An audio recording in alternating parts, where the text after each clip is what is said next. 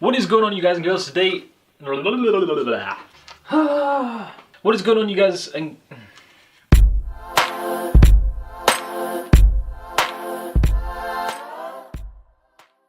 What is going on, you guys and girls? My name is Taz Ross, but everyone calls me Taz. Today, we're back in the kitchen making some chocolate roulade. Now, I really love chocolate roulade. It's really easy to make, but, major but going on. At the same time, it's really easy to mess up, which I think might happen. Like, it's a really simple recipe, so stupidly simple. But for the recipe, what you will need. The recipe calls for 175 grams of dark chocolate, but I'm not a huge fan of dark chocolate, so I've halved it. So it's like 87.5 grams of dark and milk chocolate, and 6 free-range eggs, which need to be separated. I only have 5,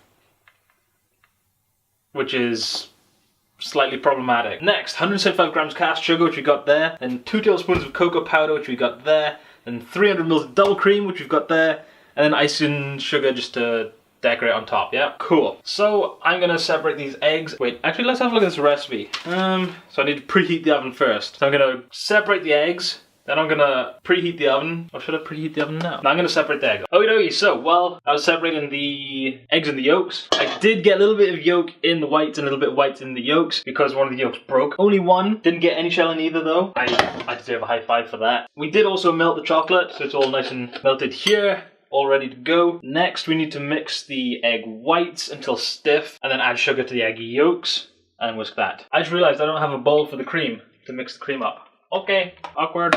Cool. So, whisk whites until stiff. Okay, I can do that. Those aren't stiff yet. They're almost there, but I forgot I need to preheat the oven to 160-ish. God damn it, my oven is so awkward. It goes 150, 175. Ugh. So it's stiff enough. I'm gonna take those off there. So you don't need to wash the forks afterwards because it's all going in together. Like you just knock off the excess like that. Yeah, and it's fine. In you go. There you go. Okay, so I forgot to mention that I pre-greased my tray because last time I forgot to do that. No, last time I didn't have any parchment, so I didn't grease my tray with the brownies, which is why they didn't come out too great. So next, I believe we're adding the sugar to the egg whites, egg yolks even. The egg whites can sit over there real quick. You don't leave them too long. Egg yolks. Add sugar to egg yolks. Okay, and mix these until thick and creamy. Sweet. And just like that, thick and creamy. So it leaves a ribbon trail. Sweet. I don't know if you can see that on that camera. Next, it's pour in the cool chocolate mix. Cool. So it's not cold, but it's cooler than it was. So we're going to try that. So I'm going to use a big spoon, big metal spoon.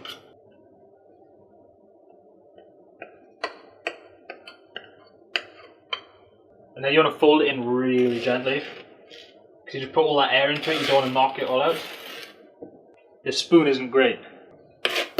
It's getting really thick now. It is. And there it is, fold it all together. And now, give me that spoon back. Take those off there. Get this out of the way, it's in the way. Fold in 2 large spoonfuls of the egg whites. 1, 2. Then you want to fold this in gently as well, just to sort of loosen the mix up before putting the whole thing in. Should become a lot more liquid when you're done with all this. So far, everything has been going really well. Apart from not having enough eggs, which is kind of worrying. And like that, it's nice and all folded in together, and it's a lot waterier. A lot more loose. Let's add the rest of this in. It looks like fake snow. It's pretty cool. Again, you want to be really gentle with this so that it doesn't knock all the air out of it. Turn and fold, turn and fold. You'll get there eventually. Does take some time. We're almost there. You should be able to see how like light and airy it is. I don't know if you can really see from there. My oven has gone into overdrive. Nice one, oven. Cheers. Appreciate it. Oops. Sorry. So now that that is all done, you want to get your cocoa powder. You're going to get your sieve and your tablespoon. And you're just going to sieve 2 tablespoons over the top, just to make it that much more chocolatey, as if it wasn't chocolatey enough. And voila, just like that, that is done. Put you out the way over there. Once I've done that, sift that over the top and then fold it in gently. Maybe I wasn't supposed to fold it in. So here's the thing, the instructions I have are just like part instructions, they're not full instructions. I know roughly what I'm doing. And voila, just like that, we're ready to put it in the tin. Pre-greased oven tray. You know, try and spread it evenly across the tin, which I didn't do. Oh, why did I do that? There's raw egg in there, I shouldn't have licked it. God damn it.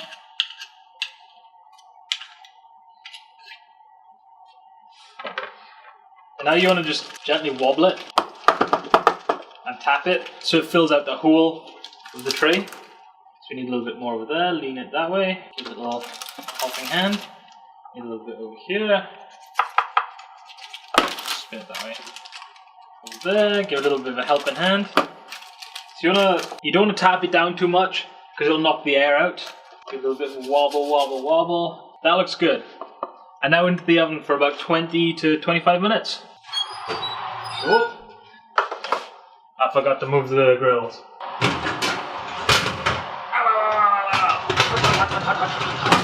Okay, into the oven with you.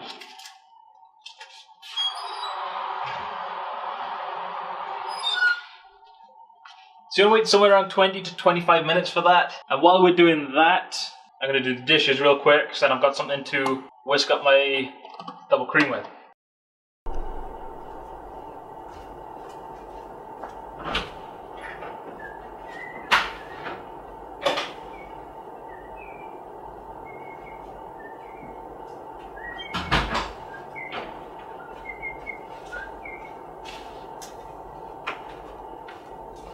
Okay, so it's been in the oven for about 25-ish minutes now, so it's time to take it out. It's risen. Yeah, it's risen quite a lot.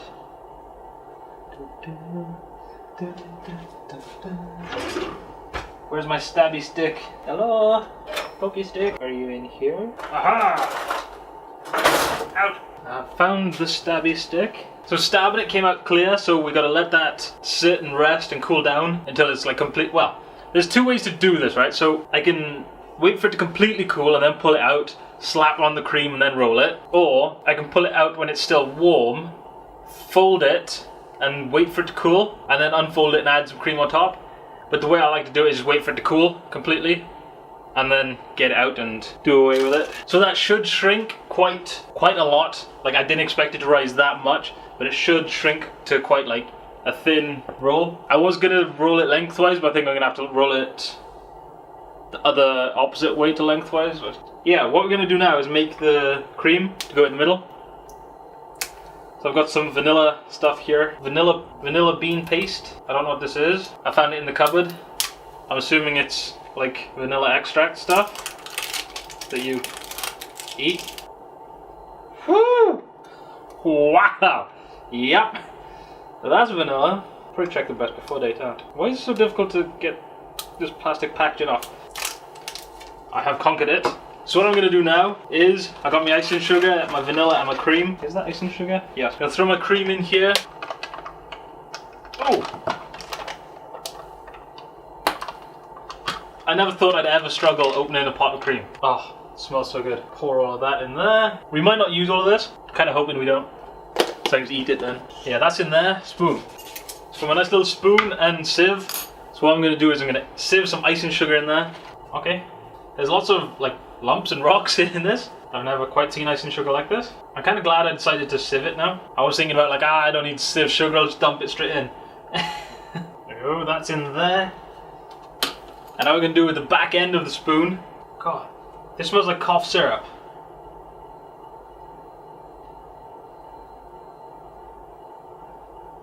Okay, that didn't work. Get off the spoon! Ugh. So it might actually be easier if you just use the front end of a spoon. And now just go ahead and whisk this up until it's nice and smooth. On a slow temperature to start with. Slow temperature? Slow mileage? No. Slow speed. Mix this on a slow speed.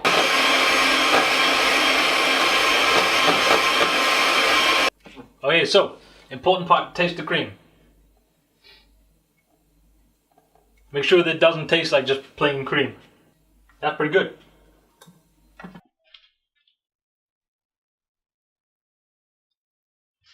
Sounds like someone's getting murdered out there. Okay, Kettle, you're in the way. Okay, so, Everything's been cooled. I've got my cake here. It looks a bit of a mess, but trust. We've got the cream there. So we've got a bit of parchment on the counter with some icing sugar sprinkled on it, which should make it easier to fold and transfer this. That came out there. I wish I had done my brownies like that. That would have made life so much easier. Oh, maybe not.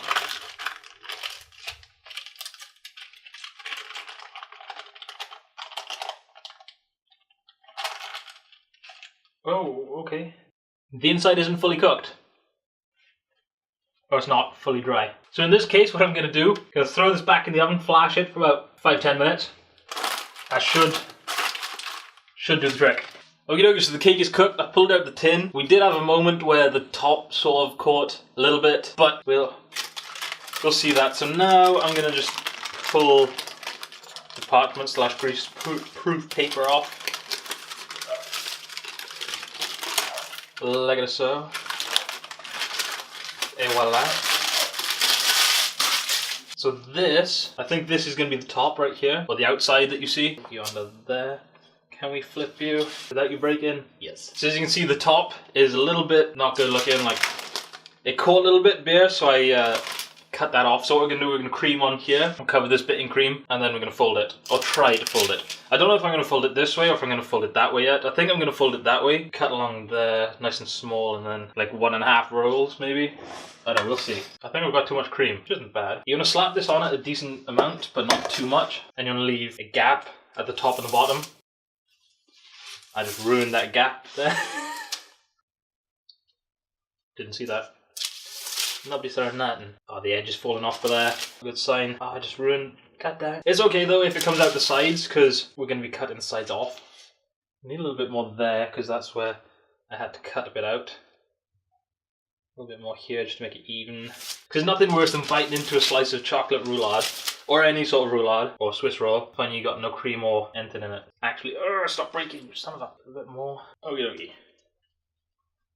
A little bit more in the corner there. That cream tastes good, man. If you remember, I put sugar and vanilla extract in it to make a chantilly cream, basically. Is that chantilly? I think that's chantilly cream. There's the van outside. And it's coming here. Amazon parcels! Always coming when you don't want them. Anyway, back to the cake. So I think the tin I used was a bit small. So we're going to try and roll this to the edge from the bread. Now you're going to try and... Not going to plan. Knife. What you're going to do is cut like half of it to start it, make it easier to roll, apparently. And that's just breaking.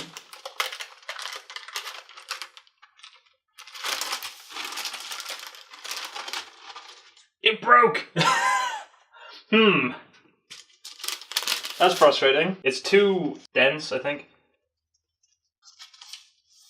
It's all breaking. Yep. That's annoying.